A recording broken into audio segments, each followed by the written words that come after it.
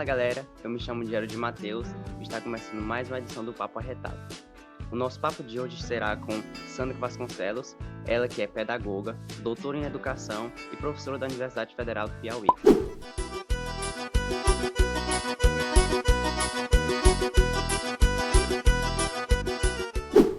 Seja bem-vinda, Sandra. Obrigada, é uma grande honra estar com vocês e estou aqui à disposição para tirar qualquer dúvidas e para me apresentar também para vocês, para a gente poder se conhecer melhor, tudo bem? Então, Sandra, eu gostaria de iniciar a nossa conversa perguntando por que você escolheu a área da educação para atuar. Ok. Bom, na verdade eu não escolhi a área da educação. Eu morava em Recife, fiz o meu vestibular para psicologia e na época que eu fiz o vestibular nós tínhamos duas opções. E dentro da minha área de psicologia, a segunda opção eu coloquei licenciatura em biologia. E então eu passei na primeira chamada para a biologia, comecei a cursar. E no semestre seguinte, que eu passei em segunda entrada para psicologia. E fiquei cursando até 3 anos o curso de licenciatura em biologia, mas nesse período eu conheci o meu esposo, piauiense, me apaixonei, e aí nós começamos a namorar e nós montamos uma escola. E foi nesse momento da montagem da escola que nós nos apaixonamos pela educação. Então, eu já estava fazendo o curso de licenciatura. Eu costumo sempre contar essa história para os meus alunos, porque muitos alunos de licenciatura, eles caem de paraquedas na licenciatura. Eles não vão para a licenciatura por amarem, né, a docência, mas porque não conseguiram ingressar em outra área. Mas quando eu cheguei na pedagogia, né, eu já cheguei aqui em Teresina, porque eu estava cursando psicologia e licenciatura em biologia lá em Recife, me casei e quando eu vim para Teresina não tive como transferir. Aí eu fiz vestibular de novo, dessa vez eu fiz para educação, porque eu já amava a educação, e fiz para pedagogia, né? E nós, então, começamos a cursar pedagogia. E na área da educação, quem são suas referências? Na área da educação, eu acho que a minha primeira referência foi uma professora que eu tive ainda no primário, no 4º ano. Eu fiz primário na época, né? Que era as séries iniciais do ensino fundamental. E a minha referência foi a professora Simone. Eu tive um problema de saúde sério, passei 6 meses sem poder frequentar a escola. E lá eu aprendi com ela, né, a importância da inclusão, porque eu estava com necessidades educacionais especiais, porque eu não podia frequentar a escola, e todos os dias ela passava na minha casa, deixava as atividades, tirava as minhas dúvidas, e eu então consegui concluir o 4º ano e passei para uma escola privada no 5º ano, com nota máxima, né? E essa foi a minha referência principal, a tia Simone, né? Que na época a gente chamava de tia, e eu nunca esqueci o amor e a dedicação que ela tinha como professora. Com relação a teóricos da educação, as minhas referências foram várias, né? Nós, no nosso curso, a gente tem uma formação muito, na verdade, é muito direcionada a teóricos marxistas, freirianos, né, Paulo Freire, né, a gente tem Gramsci, mas eu fiz a minha formação toda influenciada por esses teóricos, mas hoje eu tenho uma outra posição com relação às minhas referências e fundamentações epistemológicas para a docência. Por quê? Porque eu entendi que esses teóricos, eles tinham muito comprometimento ideológico e comprometimento partidário mesmo, né? Eram teóricos comunistas, socialistas, e aos poucos eu fui percebendo isso, que na nossa formação em licenciatura, a gente acaba sendo doutrinado por esse tipo de teóricos e não tem acesso a outros pensamentos, outras correntes filosóficas, outras correntes teórico-metodológicas. E já no mestrado e no doutorado eu tive as condições de ter acesso, ter conhecimento com esses outros teóricos. técnicos. E isso, então, ampliou a minha visão e eu mudei algumas posturas graças a esse contato. Você era professora, certo? E qual foi o maior ensinamento que a docência lhe trouxe, Isso. tanto para a vida profissional quanto para a vida pessoal? Eu acho que o maior ensinamento foi a conscientização que a gente vai tendo à medida que a gente vai adentrando na docência, do privilégio de ser professor, né? Porque nós participamos da formação humana. Então, hoje mesmo eu estava lendo ali uma reportagem, né, com a Angela Merkel, da Alemanha, onde lá na Alemanha, o maior salário é o do professor. E muitas outras categorias profissionais ficam exigindo, né, dela que ela faça uma reforma com relação a esse piso salarial dos profissionais. Ela disse que isso é impossível, porque eu não vou poder equiparar o salário daqueles que te ensinaram com o salário de outras profissões. Então, para ela, o mais importante é realmente ser o professor, né, que ensina todas as outras profissões. E eu fui ter essa consciência da minha responsabilidade, do meu privilégio de participar, principalmente sendo pedagoga, porque a gente trabalha com a formação infantil, ou faixa etária de formação da personalidade humana, onde a gente participa da formação da criança como ser humano. Ela vai crescer construindo e reproduzindo e aprendendo valores a partir da educação infantil, e isso é um grande privilégio, né? E a minha formação é voltada justamente para a docência da educação infantil e das séries iniciais do ensino fundamental. Então, essa foi a maior lição que eu aprendi. Hoje eu costumo dizer, quando me perguntam, professora, o seu currículo, o que você acha que foi mais importante? Aí eu disse, a minha formação como professora. Eu posso ser mestre, posso ser doutora, mas na verdade o que me faz sentir feliz é ser professora.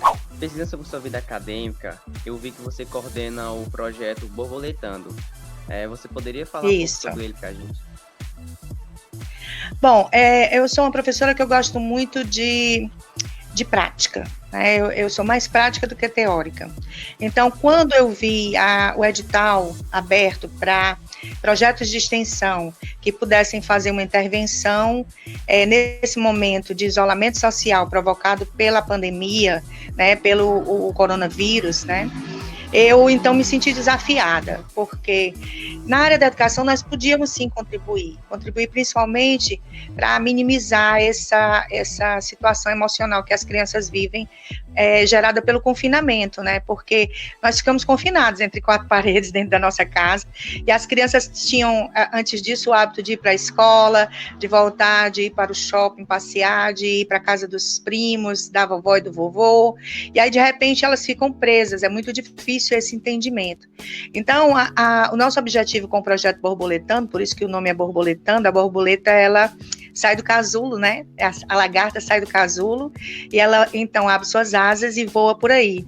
Então, seria justamente através das histórias, que o projeto ele apresenta várias histórias, que são historinhas adaptadas em vídeos, né, no formato de vídeos, e essas historinhas são adaptadas de contos que as crianças já conhecem, tipo Os Três Porquinhos, né, o Casamento da Dona Baratinha, e essas histórias são adaptadas com a introdução de um personagem extra, que é o coronavírus.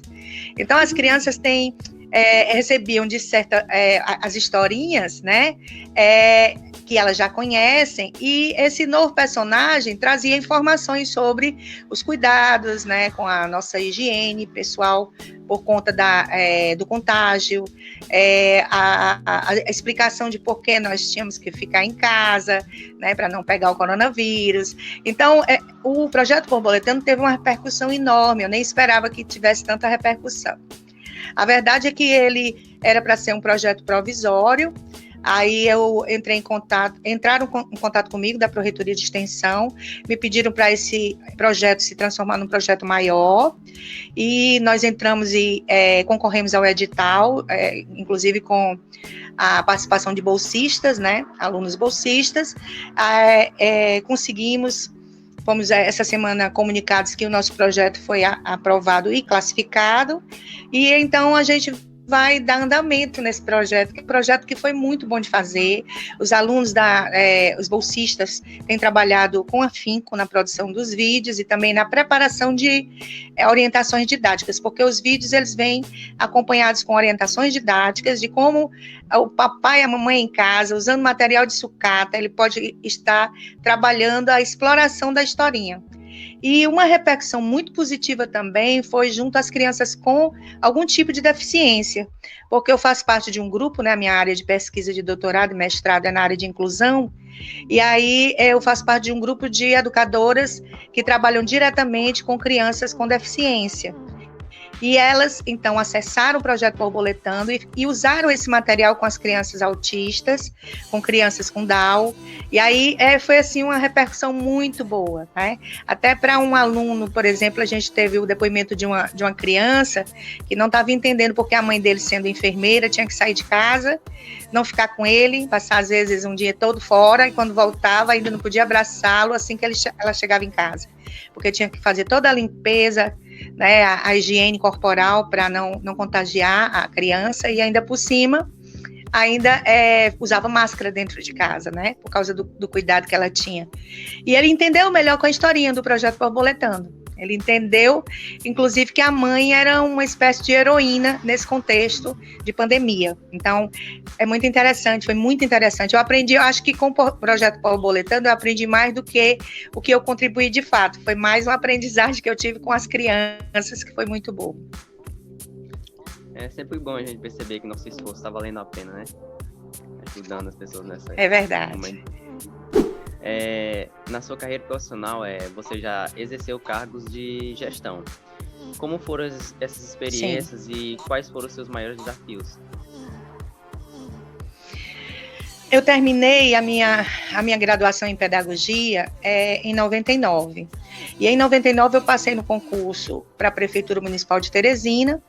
E, ao mesmo tempo, eu fui convidada pelo reitor da Universidade Estadual do Piauí, professor Jonatas Nunes, a participar de um projeto de alfabetização de trabalhadores rurais na UESP.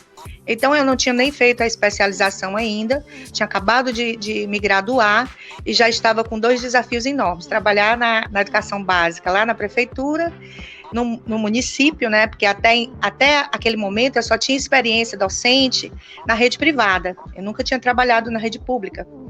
E aí nós começamos, eu trabalhei 10 anos na Prefeitura Municipal de Teresina, né, na SEMEC, e lá na UFP, o meu primeiro desafio da gestão foi porque eu tive que assumir, a convite do reitor, uma coordenação de curso, né? Eu passei a coordenar os cursos de período especial da UESP.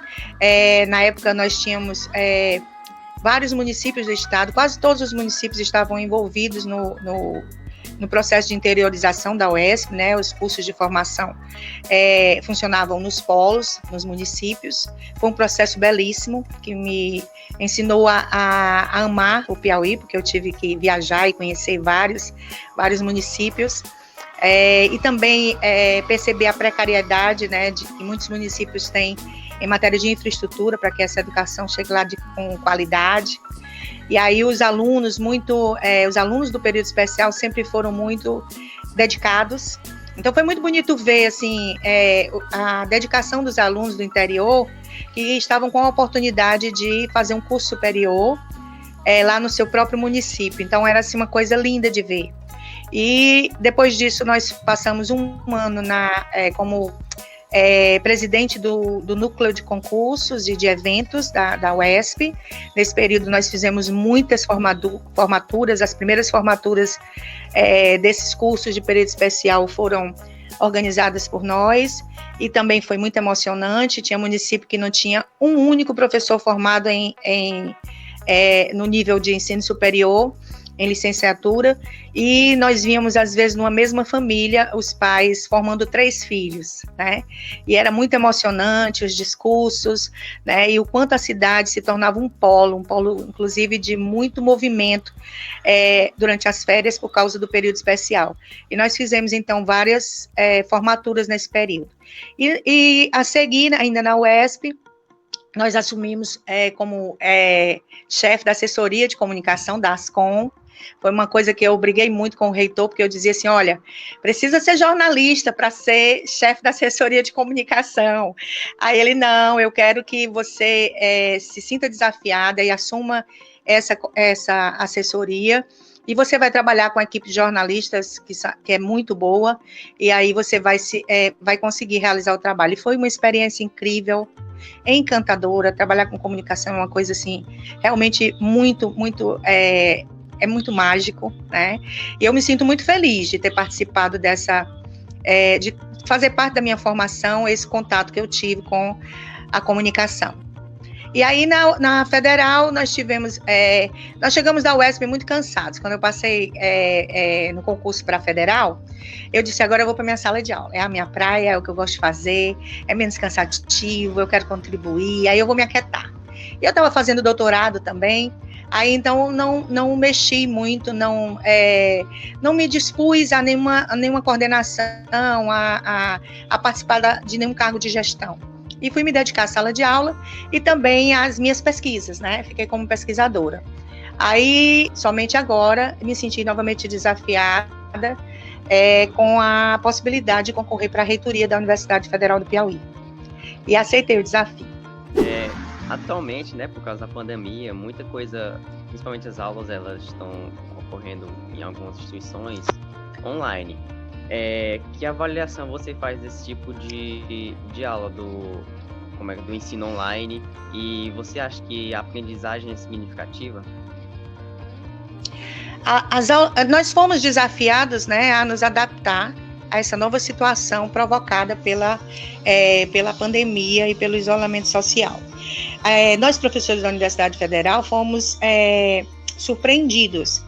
Porque eu, por exemplo, sou uma professora que eu sempre gostei muito de tecnologias, né? Tecnologias das mais diversas. E as ferramentas tecnológicas sempre me encantaram. Então, eu já sou uma professora que eu já usava celular em sala de aula, eu usava o celular dos nossos alunos, para a gente acessar a gente usava estratégias como estudos de textos ou acesso a links por QR Code em sala de aula. Eu já usava a aula invertida, então eu já assumia o ensino híbrido. Até me preocupei em fazer cursos, né, oferecidos pela Microsoft. Eu me tornei uma educadora Microsoft para justamente ter acesso às ferramentas e poder usar em sala de aula. Mas a minha geração é meio resistente às tecnologias, né, da informação. E aí essas ferramentas tecnológicas sempre foram desafiadoras para os professores. Você veja que na universidade, pelo menos na minha área da educação, muitas professoras ainda dependem da ajuda dos alunos para ligar o data show, né? E aí, comigo sempre foi diferente, que eu sempre gostei de trabalhar com tecnologias. E então esse desafio veio justamente com a necessidade real de buscar essas ferramentas digitais por conta do isolamento e da exigência das aulas remotas. Só que a nossa universidade, e eu fui favorável juntamente com os meus colegas, a gente não adotar o ensino remoto na universidade, principalmente em respeito aos nossos alunos. Por quê? Porque nós sabemos que aqui no Nordeste nós não temos uma internet boa. Alguns locais não tem uma cobertura eficiente de internet. Também sabemos que nós temos muitos alunos que em situação precária, né, são de baixa renda e que não têm um dispositivo eletrônico para acessar, né, e ter realmente uma aula que pudesse ser significativa, né? E aí, por conta disso, nós, como professores, entendendo a situação dos nossos alunos, nós, então, optamos por não adotar o sistema remoto no ensino superior. Então, eu concordo com isso, acho que nós estamos verificando que esse tempo de isolamento vai durar mais do que o que a gente imaginava, e já estamos tendo treinamento e formação continuada na universidade, na área de informação, para a gente poder trabalhar e voltar, né, gradativamente às atividades através das aulas remotas. Então, eu sou favorável, sim, que a gente, em se sentindo desafiado por situações diferentes, né, que surgem, a gente não se abata, a gente consiga desenvolver a resiliência, né, superar a dificuldade e continuar o nosso trabalho, que é esse o nosso papel como professor. Sandra, por que você lançou seu nome juntamente com o professor Bruno Diniz para o processo eleitoral de escolha do próximo reitor ou reitora da UF? Eu fui convidada a trabalhar na análise dos livros didáticos e eu estou fazendo isso desde então.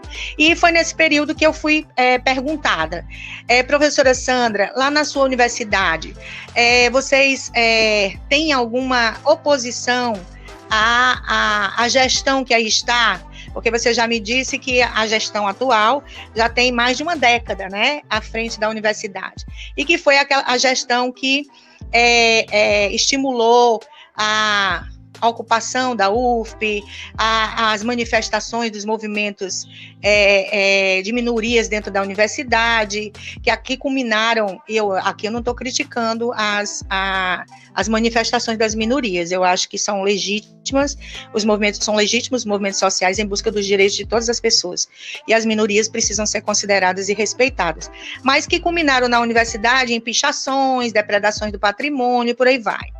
Então, você disse que já está há muito tempo essa gestão lá. Quem vai ser a oposição? Aí eu disse, eita, não tem oposição não. Vai ser a mesma coisa, as mesmas pessoas, vai continuar do mesmo jeito.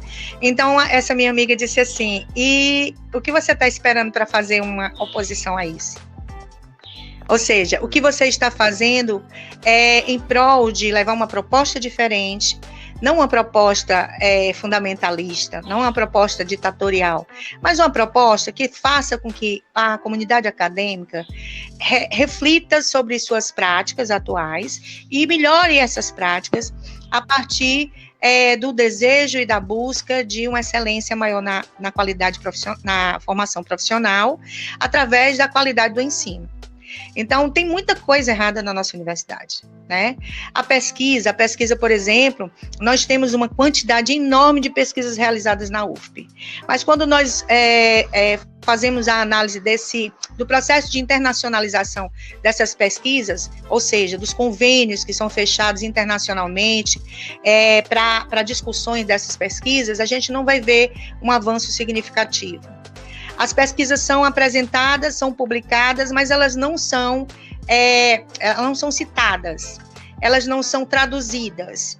E aí a gente fica com uma quantidade muito grande de pesquisa, mas que a qualidade ainda não é da forma como a gente deseja.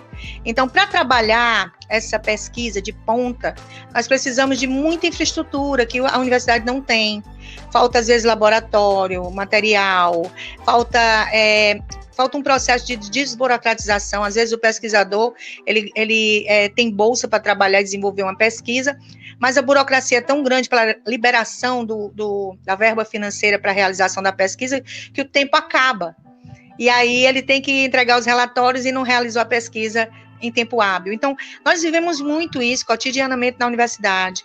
Nós precisamos também de resoluções que desengessem mais essa finalização do trabalho de pesquisa. Nós precisamos de maior número de revistas científicas, né? Falta muito ainda para a gente fazer nessa área.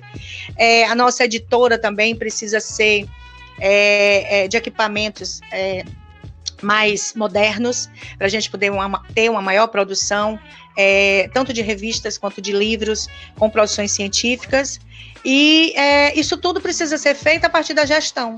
Então, eu me senti desafiada, sim, a buscar fazer a diferença na universidade, eu e o professor Bruno Diniz, apresentando uma proposta que é uma proposta participativa.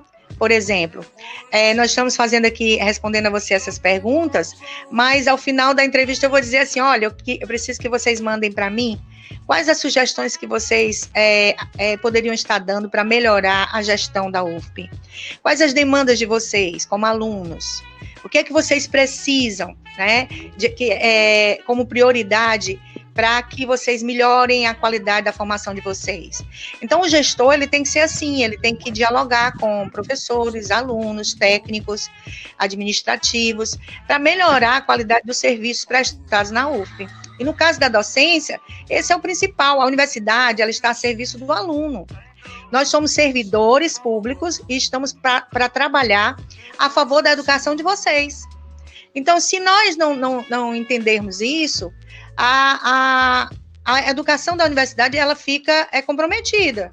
Tá? Porque nós precisamos trabalhar em função da UFP, realizar uma formação profissional de qualidade, né, que possa ser reconhecida internacionalmente e nacionalmente. E nós, eu, professor Bruno Diniz, estamos nos colocando nessa posição de oferecer uma renovação. Por isso a nossa chapa 1 é Renova UFP. Rompe com essa chapa, que acaba sendo uma única chapa, né? Porque nós temos os candidatos que fazem parte da gestão atual, todos eles, a exceção do professor Marcos Sabri, todos os outros têm cargos na universidade. E estiveram nessa última gestão, alguns até mais de 8 anos, né, de gestão. E hoje as chapas apresentam entre 150 e 200 ações previstas como projeto de gestão. E aí eu me pergunto, por que não foi feito nesses últimos 8 anos? Né? Por que não foi feito? Lá tem, vamos melhorar a internet. Por que a internet não melhorou nesses últimos 8 anos, em que estiveram no poder? Né? Mas precisa ter um trabalho de coleta de lixo que seja sustentável e que possa realmente ensinar as pessoas a adotar hábitos de sustentabilidade e respeito ao meio ambiente. Por que não foi feito isso antes, nesses últimos anos? Mas é preciso construir um novo restaurante universitário para atender às necessidades dos estudantes. Por que não foi feito isso nos últimos 8 anos? Porque a universidade ela não tem uma única ala com energia solar. Por que não foi feito isso nos últimos anos? E a nossa promessa é que nós vamos tentar alcançar todos esses objetivos e nós não vamos precisar de 8 anos para fazer isso. Nós entendemos, e eu acho que tem que ser o conhecimento de todos, né, que o maior recurso do Piauí, depois do recurso financeiro, né, do Estado, é o da UFP. A UFP detém o segundo maior recurso financeiro do Estado.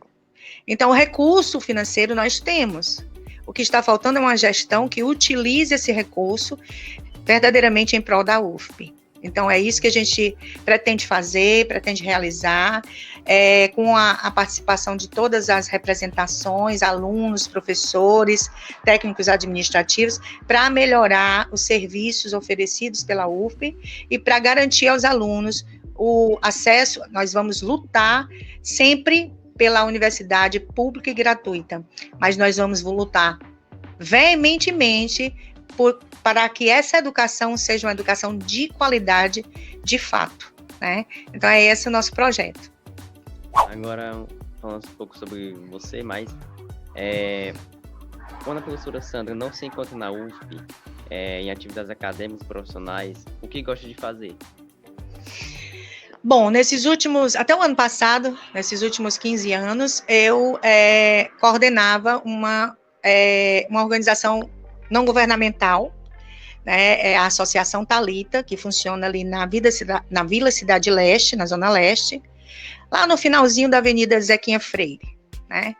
E aí nós estivemos lá coordenando um projeto social que atende crianças em situação de risco e vulnerabilidade.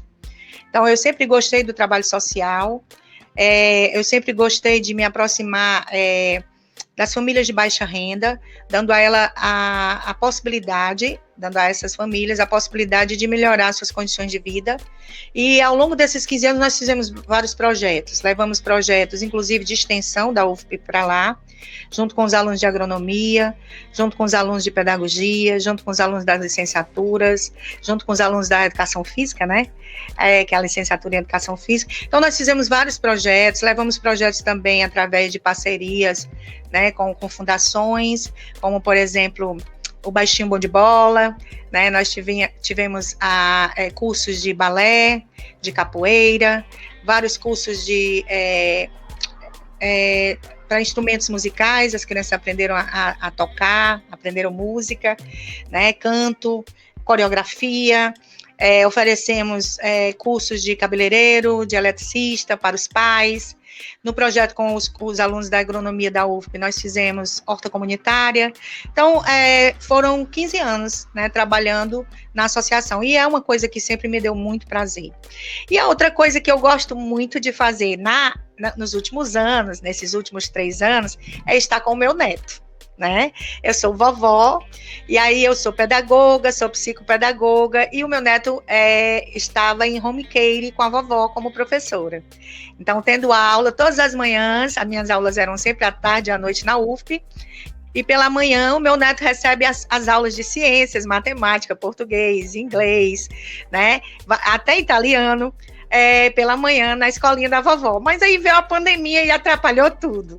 Então a gente meio que está tendo essas aulas de forma remota, viu?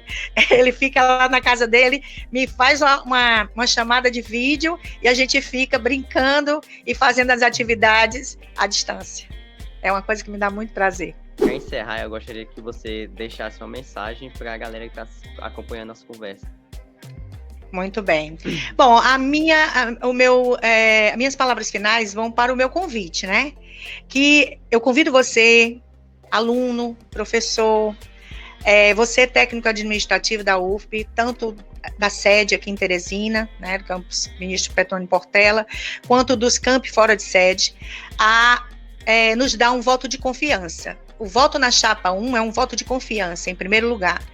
É um voto em prol da universidade, da renovação. A nossa chapa é Renova UFP, e nós estamos para nos colocando à disposição de vocês para melhorar a UFP. Então, eu conto com o voto de vocês, né, no dia 12 de agosto, não deixe de votar, né, e vai ser uma eleição remota, é uma eleição que deixa a gente um pouco inseguro com relação à fragilidade do sistema, porque esse é um sistema que ele está atrelado ao sistema do SIGA-A, e a gente sabe o quanto o SIGA-A tem problemas, mas nós vamos confiar, né, confiar que vocês estarão votando aí da casa de vocês, de onde vocês estiverem, remotamente, pelo celular. Não passem a senha nem o login de vocês para ninguém. O direito de votar é de vocês. Então, vocês também não se sintam forçados a votar em quem vocês não acreditam. Se sintam livres para votar na proposta que vocês acreditam e defendem, porque essa eleição remota, ela provoca essa fragilidade e ataca o sigilo do voto, né? Porque às vezes nós sabemos que existe muita coerção, né? Infelizmente isso existe. Às vezes a pessoa recebe até um telefonema do chefe: olha, você tem que votar na chapa que eu estou te dizendo, né? E eu quero dizer para vocês que esse exercício de liberdade é essencial para que a gente possa se assumir como, dentro da democracia, né, como um sujeito crítico, um sujeito que assume a autonomia de decidir sobre sua própria vida. E vocês precisam exercer esse direito. Mesmo que estiverem para votar contra mim, contra a minha chapa, mas esse é um direito de vocês, né? E eu apelo para que vocês votem em confiança na chapa 1 Renova UFP. Então, Sandra, a gente agradece a tua presença, por ter aceitado o convite, aceitado conversar com a gente. E você que está assistindo, não deu like, dá aí o like para dar aquela força. Se inscreve no canal, ativa o sininho para receber notificação de quando sair vídeo novo.